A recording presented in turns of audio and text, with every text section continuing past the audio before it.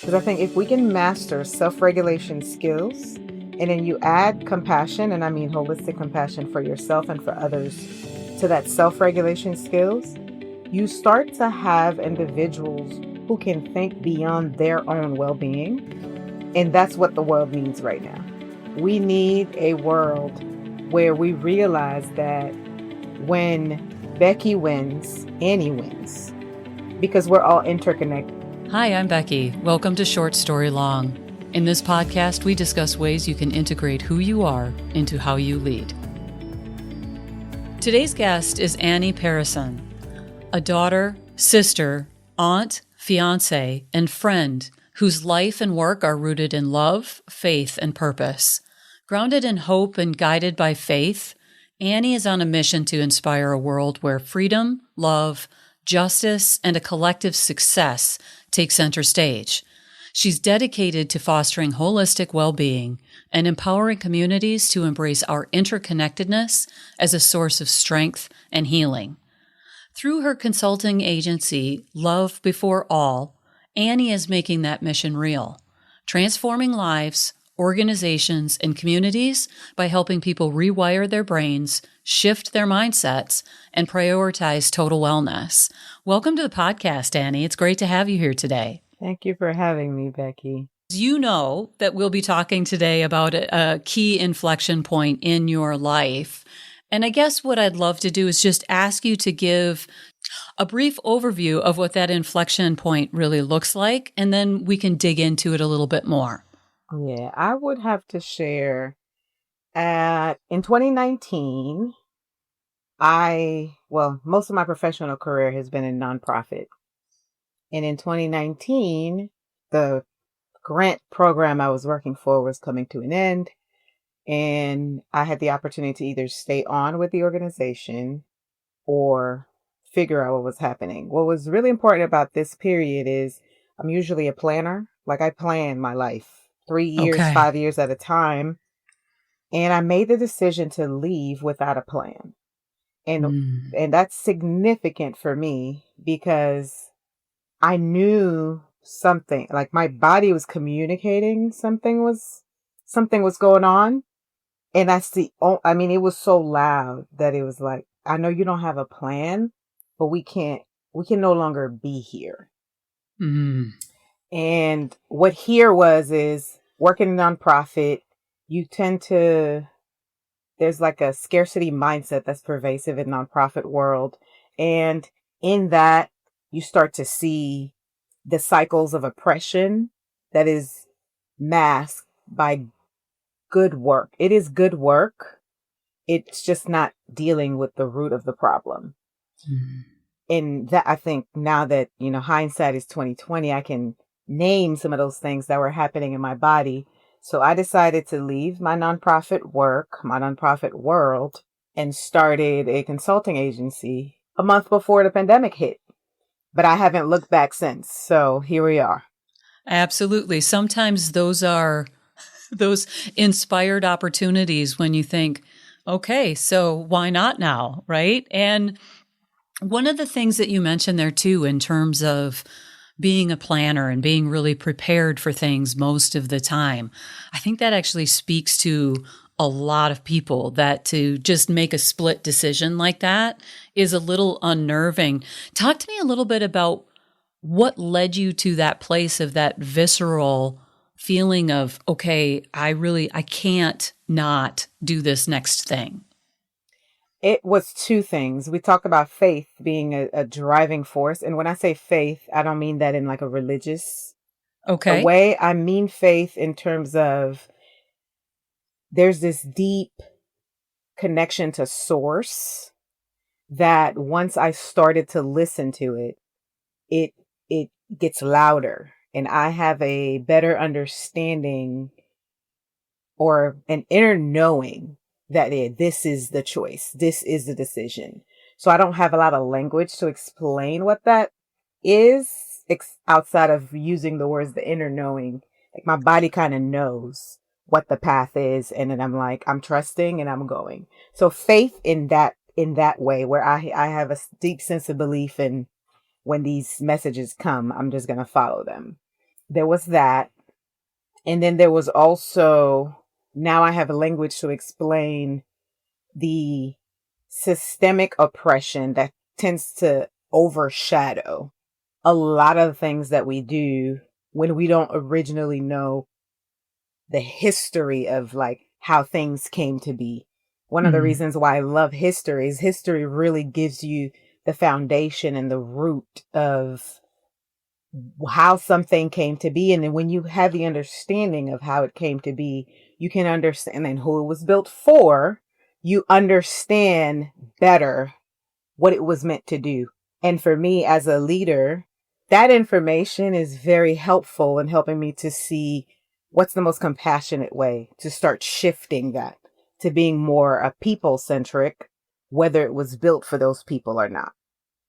Yeah, that's powerful. And I'm wondering when you talk about that inner knowing and you talk about feeling it in your body, I would imagine that that's unique for each person, like how they feel. And it can even be unique in terms of each circumstance. The way you felt it at that moment might be different than the next time you have an inner knowing.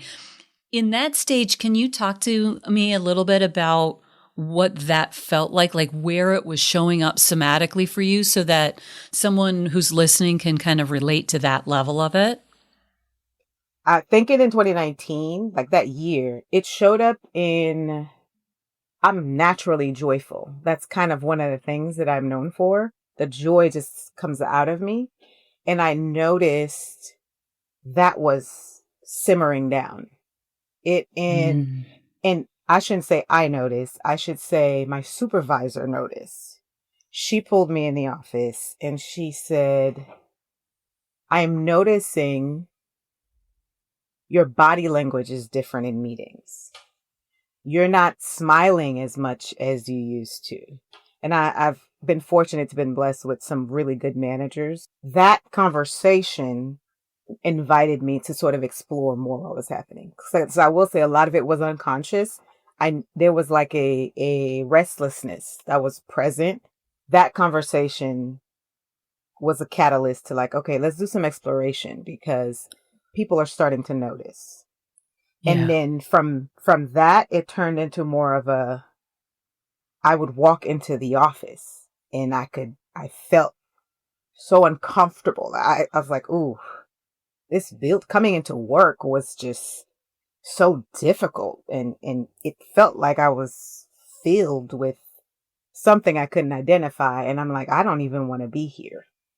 And of course, there Yeah. were things that led to like all of these feelings, but that kind of is how it feels, where it's like, and there's no reason for it, right?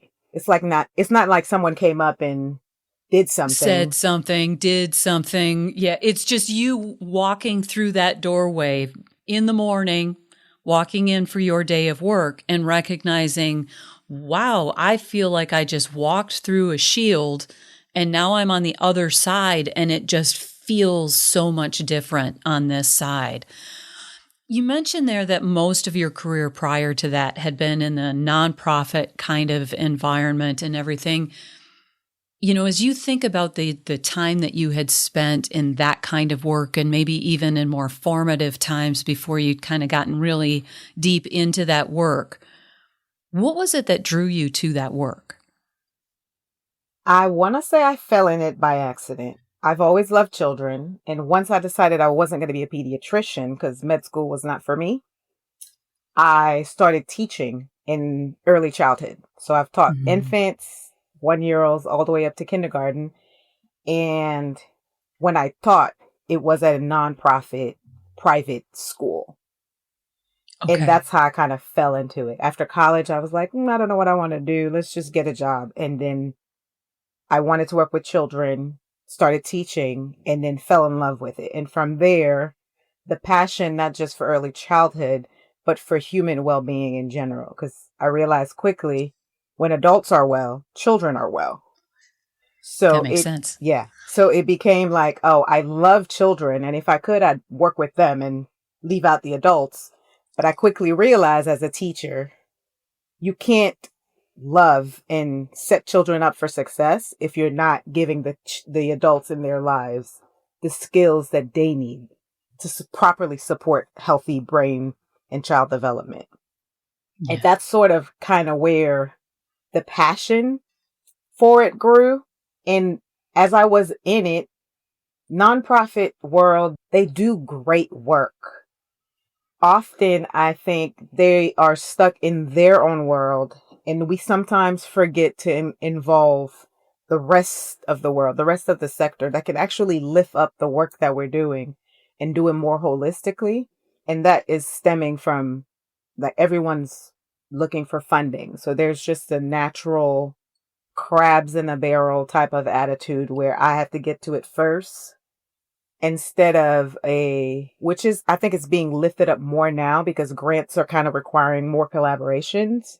So now there's more of a atmosphere to collaborate and come together and say, hey, we're solving this problem and you're looking at it from this point of view and I'm looking at it from this point of view, but we're serving the same population. But how can we come together to really Mhm. do it more holistically? Yeah, really kind of a coalition building actuality in some regard where we don't have to fight over the dollars. If we can share them to leverage our strengths individually, then collectively we provide a larger solution in that scenario. Mm-hmm. And yet it sounds like that as the years went on, there was this whole component for you where it still felt like scarcity. It still felt like a weight, and you weren't necessarily seeing it as you talked about it earlier in terms of what a system was built for, like who it was built for. And maybe there was some disconnects that were happening there for you as well. So as you reached this point at the end of 2019 or nearing the end of 2019, what were some of the things that were going on in your mind that had you thinking, do I stay or do I go? Two things. I I started to explore power at that time as well. And I think the idea was the best way for me to have all the power, to move in my power, is to own my own thing. And that's how Love Before All came to be in February of 2020. And also, in the beginning, it was solely aimed at supporting individuals and organizations and like creating environments where wellness for everyone was prioritized. And then over the years, it sort of grew into realizing that what would be, well, in my point of view, what would be most helpful is teaching people how to be in relationship. And it could be your relationship with your cell phone, your relationship with your spouse, your relationship with your neighbor, your relationship with strangers, your relationship with the country that's next to you. And we don't realize that we are governed by relationship in general. And once I realized that, the consulting agency started focusing more on relationship power and how much we can accomplish when we realize our relationship power and we match that with the skills to have harmonious and nurturing relationships, regardless of what we're in relationship with. You know, and what it makes me think of too is you'd said that you hadn't really had this long term planning cycle to create this and envision what Love Before All would really stand for. What was your process through that whole period of time to say, okay, I have all these things I could do, and this is what I'm choosing to focus on with my power in this moment? I I don't know that I can pinpoint it. I think what comes to mind is I realize how entrenched we are in relationships. And I also realize being in early childhood that, and I say all the time, like we don't go to school to learn about emotions. We don't go to school to learn about self-regulation. We don't go to school to learn to balance our needs with the needs of the people we love, much less the people we don't even know. So once I started to see that, also made me develop a love for brain science. Brain science neuroscience, and I wouldn't call myself a neuroscientist at all, but the more I learn about the brain, the more I come to realize that a lot of the things that we deal with are more biological than we realize. And once I can understand the biology, there's an empowerment in that for me. And then that also translated to some of the frameworks behind LBA, behind Love Before All. If people could Mm. understand their biology, maybe they'd be more empowered or more incentivized to start to lean into that. And that puts us one step closer to prioritizing wellness for everyone. What strikes me as you say that is this whole idea of if we don't know what it's doing and how it's contributing to how we think, feel, behave, then we have no chance of making a choice because it's all unconscious. And once we start having that recognition that, oh, there's a thing that actually makes this go in the direction that it's going, and I can choose to interrupt it. Might be a little bit of a delayed thing, but I can choose to interrupt it. And so it becomes this whole, I can start to notice the things, and then I can start to direct the things in order to go where I want to go or where I would choose to go. And that had to be really important when you open your doors February 2020 and you're like, yay, I'm all in. This is going to be a great day. I'm focused. I know where I'm putting my energy. And then a couple of weeks later, it's like, oh, hey, world, we're going to throw you a curveball. And you're in that situation. Talk to me a little bit about what your process was as all of that reality hit. Because I don't know about you, but for me, when the first announcements came out, I was like, oh, yeah, we'll do this for like a month. It'll be fine. And then it'll be behind us. So wrong. And yet that's just where my head was. And I don't think I was alone in that. Yeah. I want to say first, I lean on gratitude because I had just quit my job. So when COVID hit, I only had me to care for. And I continue to say this, I have never cared for myself as well as I did in the first couple of months of the pandemic.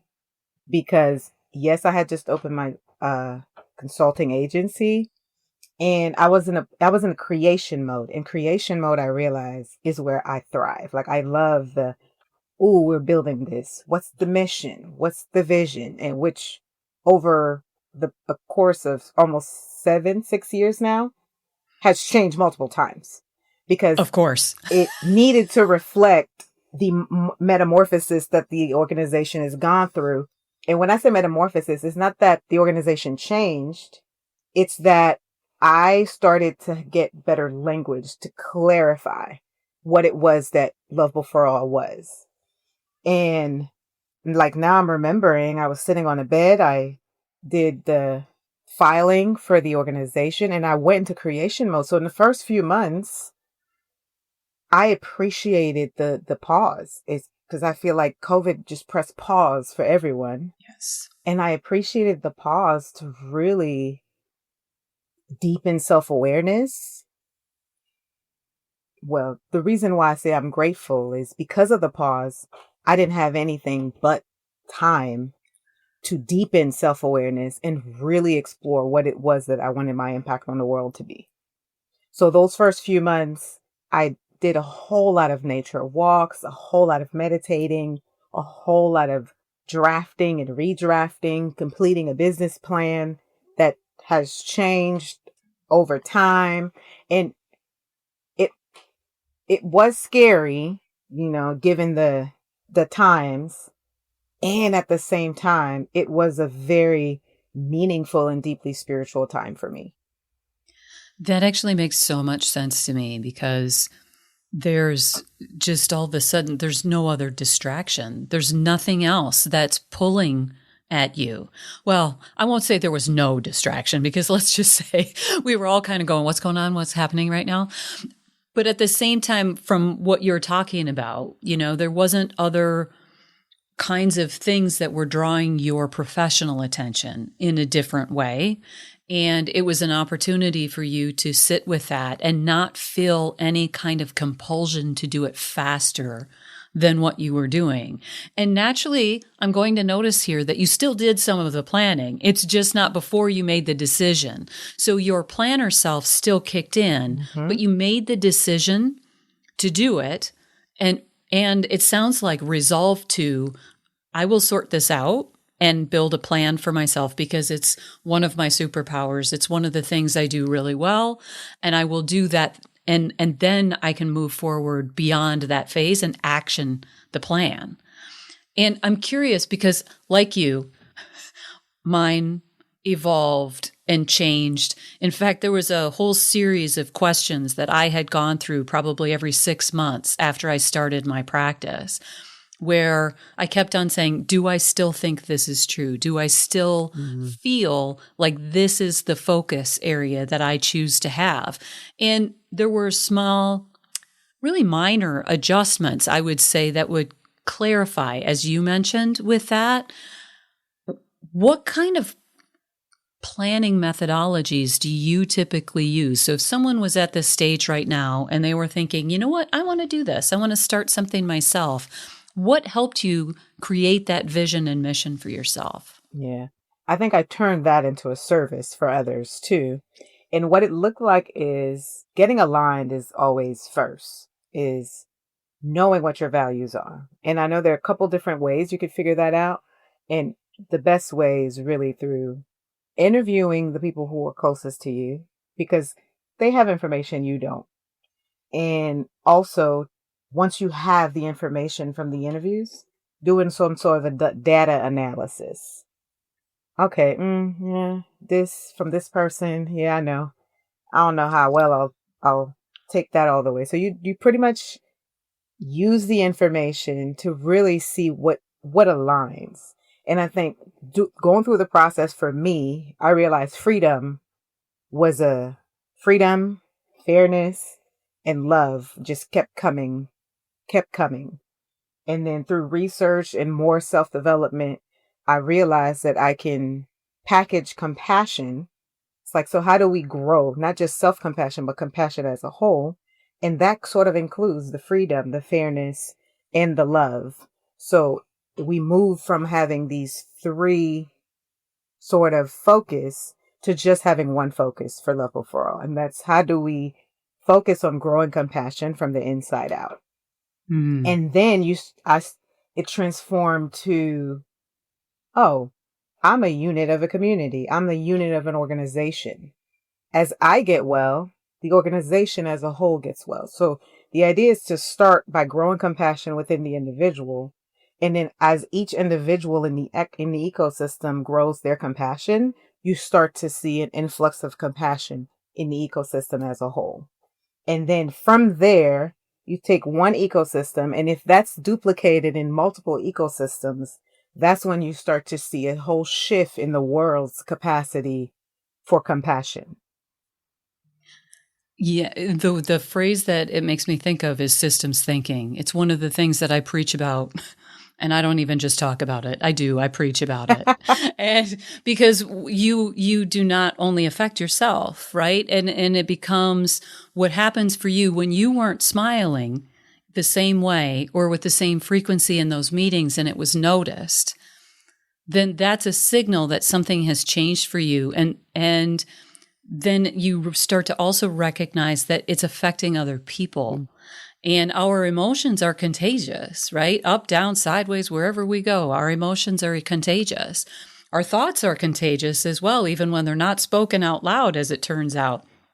And so it really becomes this process for us to recognize how, as an individual, we are actually part of the collective. And I guess I'm curious when you think about over the last several years, right, as you've had your practice, as it starts with that kernel of an idea and it expands from there. I guess what I'm wondering is, how much more tuned in are you about the effect that you are having on other people as you demonstrate your own compassion from the inside out? That was coming from a family where I had a lot of siblings and I was the second oldest. My default is to actually be compassionate to others. And I didn't always show myself that I don't always extend that to myself. I think over time in integrity, trying to be in whole in extending myself the same beauty that I extend to others, compassion for myself grew over time. And what it looks like now is I prioritize pause, silence, or even if the person can't respect the pause or the silence, is saying, hey, now is not the best time. So I am comfortable, or I should say, self compassion invites me to honor how I'm feeling about the situation and not dismiss it. Because that's Mm-hmm. what I would dismiss it and try to make everything great for everyone. And I will say, getting engaged and sharing space with my fiance has been the biggest teacher because I realize I can't make things great and then go home and replenish myself because now this is Yes. home.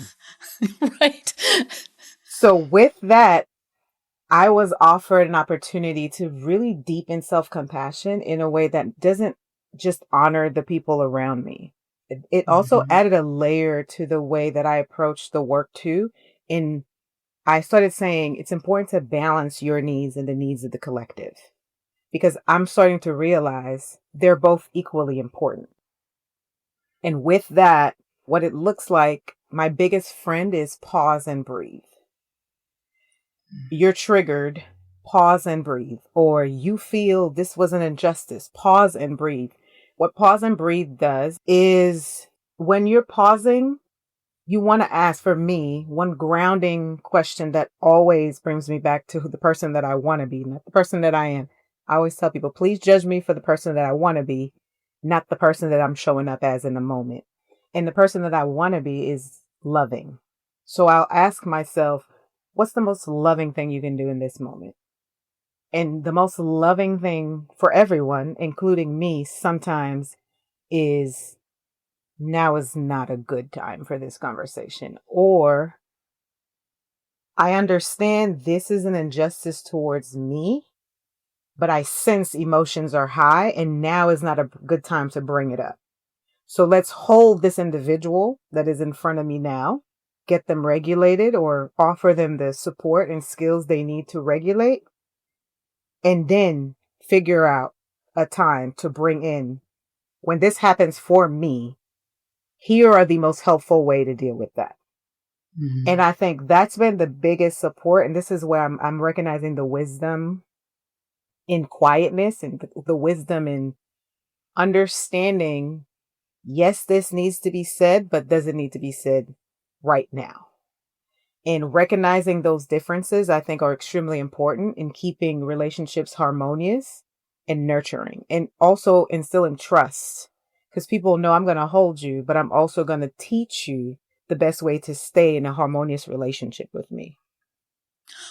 One of the things that makes me think of, even as a whole, too, is this idea of it needs to be said, but it doesn't need to be said right now. One of the temptations or things that I've seen happen, I'll put it that way, because I don't necessarily know the cause inside of each of the people where I've witnessed it. Sometimes even myself, right? Like even I didn't know why I was doing this, but okay, so I don't say it now. And then in the future, I'm thinking, oh, it's okay. And I dismiss it and I set it aside.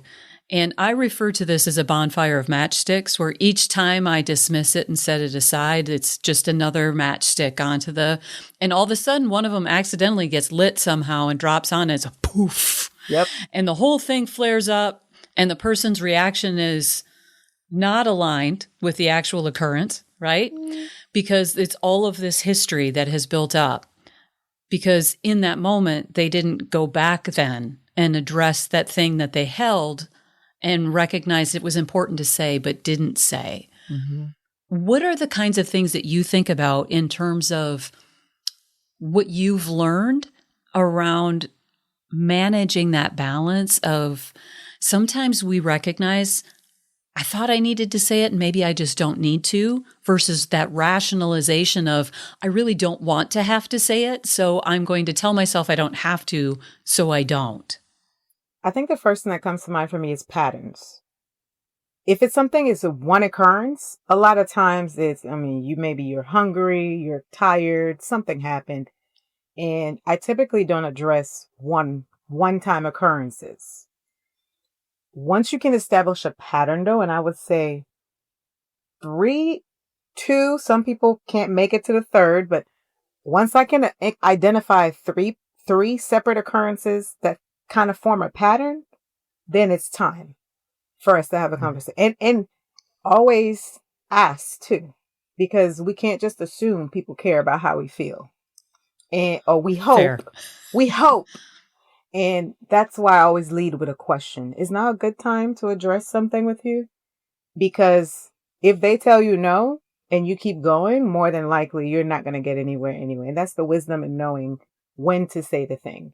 And sometimes my question is now a good time. I wait because I can kind of see when you're in a good mood and I can know when you're not in a good mood. And when you're in a good mood is the best time to have these conversations. And also understanding, I think I lead with understanding the full humanity. And that's where the neuroscience of understanding behavior and emotions is helpful for me. I lead with like your humanity. I lead with positive intent. I know you didn't meet, and I've had from clients, I get questions like, well, what if it is malicious? And I'm like, but that doesn't help your emotional regulation. And if you're going to make it up anyway, because to your point, you don't know what the others are thinking or feeling. And if you're going to make it up, why not make it something that can help you self-regulate and honor the human being that is in front of you when you're having the conversation? I just have to laugh when you say that, because I can't tell you how many times I've talked to my clients and said, all of our experiences, we've made up a story about what's going on for us. So why would we cling to the story that hurts the most? If anything can be true, make up something that makes it feel positive until you have data points, like real facts, not assumptions, not perceptions, that are actually concretely, like someone said, I don't like you. I did it because I wanted to hurt your feelings. And then to your point, it becomes this question of, but do I have to own their intent? Because that's actually not necessarily mine to carry. So if they wanted to hurt me and then I don't let it hurt me because I'm able to process it, like, I don't know, I like to serve my revenge cold, and that would be a really great way to do that, right? I say the best revenge is the kind that where you're not affected, right? And this is where I tap into personal power often. And the personal power is, for me, it's practice until you make it, right? When you say you don't like me, oh, it stings. It hurts because Of I'm course. joyful. Everyone loves me. And then you let go of the idea that everyone has to love you. And once you let go of that idea, which takes time, because we talked about like somatic experiences, and they are very strong and real sometimes. And the reason why I say practice makes progress is because the more you practice letting go, and for me, when it's fairly new, it's something I may have to tell, like, girl, you have the power to see this differently. And I may have to say that to myself over 100 times in an hour's time if I have to share space with this person who is, I just don't like you and I want to hurt your feelings. Ooh. And it lives in your body for a while. It So does. you continue to practice, and then you realize one day you walk into a room and the person is in the room and you don't, that usual tense feeling you get in your body is no longer there. And you're like, oh, growth. There it is. Yeah. Thank you. That one just floated right away and now I don't need to worry about it anymore, right? And we've talked about a couple of things that either deepened within your own practice of compassion and love in these spaces. What is another thing that you've noticed about yourself through this journey that now you've translated over to something that you share with your clients? I am going to say I can see the through line, and I'll say like what huge transitions. I can see through lines of how I ended up here in this moment in time. I left Haiti when I was 13 and moved to New York. And at the time, it wasn't my, I'm 13, so it wasn't my choice to make the move. Right. And it was a very uncomfortable move because in Haiti, they speak Creole and French. I'm moving to a country where I'm going to school and no one understands me for a long time. And I went from being an A student to faltering a little bit when I first got here. But by the time I got to high school, I went back. But to that point, there was one experience that just sticks out in my mind. And I think my mom and I were meeting with a guidance counselor. I'm freshly from Haiti to the United States. And the guidance counselor, I don't know, maybe they didn't realize that I understood what they were saying. I'm sitting in the room. It's like, oh, she's probably going to have to repeat eighth grade because it doesn't look like she doesn't speak English. So she's going to have to repeat eighth grade. What, what I remember is being a high achieving child at the time, that was a big feel, like repeating a grade. And I like that for me was like, oh no, this will never happen to me. And realizing that dedication to my work was alive in me then. Like, when you look hindsight, Yes. and that I think has been almost a motivation throughout my life. And for a while that I had to make sure it was like a healthy expression.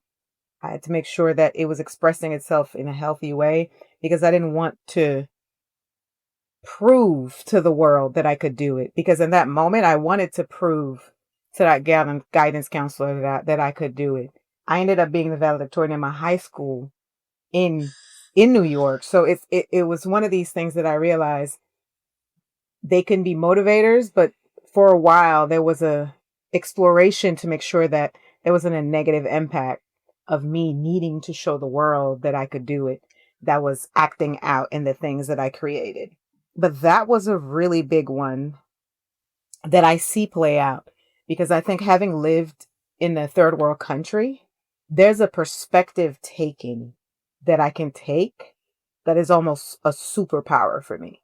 And the reason why I say that is I think that's the reason I can hold other people because I can step into your shoes simply by listening to you and really honoring who you are. And another piece of perspective taking is I can put Annie on a shelf for 2 seconds because I'm sitting with Becky and I'm building a relationship. And from my relationship with you, I know this to be true for you. So I can put Annie on a shelf for a second and just be with you without projecting. And I think that's why we have a hard time in relationships. We see a different experience as a threat to our experience. And what it is just different. And another piece of perspective taking that I appreciate is how it expands me. So that now when I'm in certain situations, I don't just have my experiences to draw on.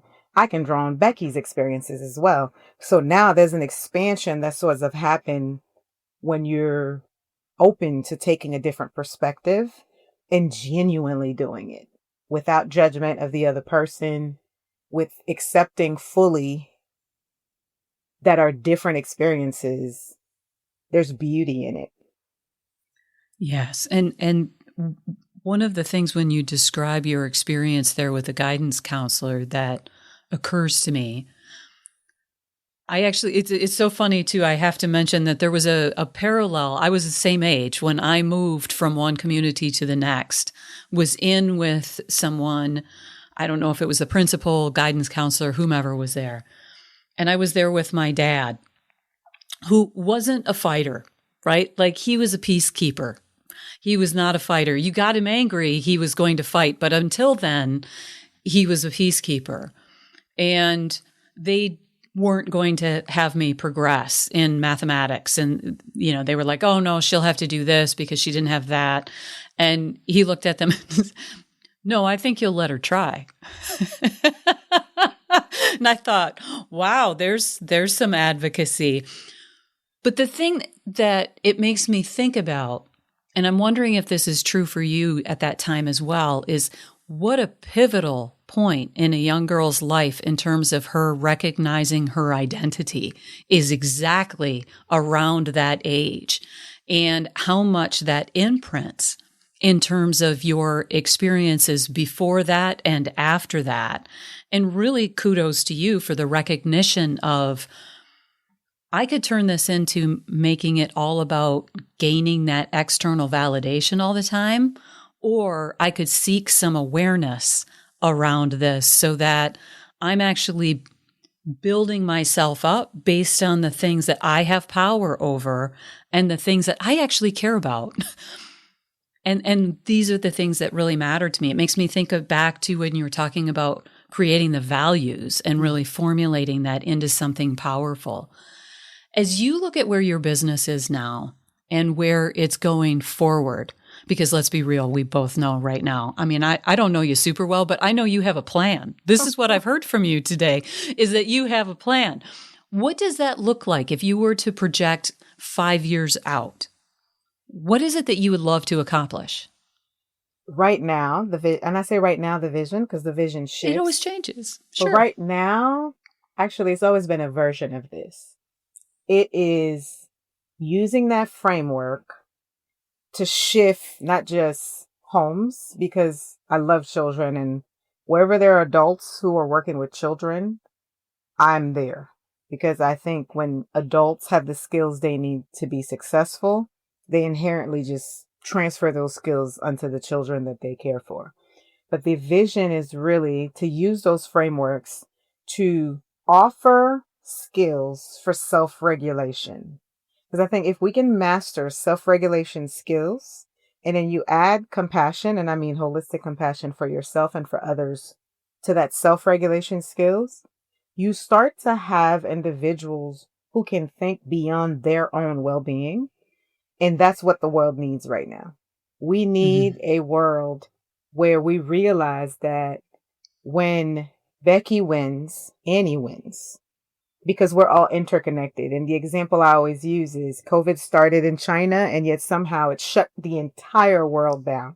And if there's anything that can show the connection between human beings as a whole, it's not a great example. Well, it's not a happy example, but it's a clear example of how connected we are, and how it is important for us to really consider not just our well-being, but the well-being of everyone as a whole. And with that, those frameworks embedded into ecosystems where individual compassion increases so that ecosystems can start to shift, and we can start to prioritize wellness in a way that catalyzes success for people as a whole. I agree. It's a great and challenging example in terms of how things move through. But if we imagine that instead of a virus, it would have been compassion and love that was spreading like that. Oh, yeah. The world would be a very happy place. Then it would be a great example, right? And we would have a wonderful opportunity to really see how connected we really are and how much we can challenge each other to do our best. But that actually lifts us all up when we're all contributing to that whole, instead of kind of stripping away the humanity of each other and really seeing each other as parts as opposed to the whole. Yeah. I definitely lift up that it's hard, because I was listening to a podcast the other day, and the sentence was, people care more about what they believe than they care about what is true. And that's what I'm up against. And when I heard that, I was like, "Ooh, that's what you're up against.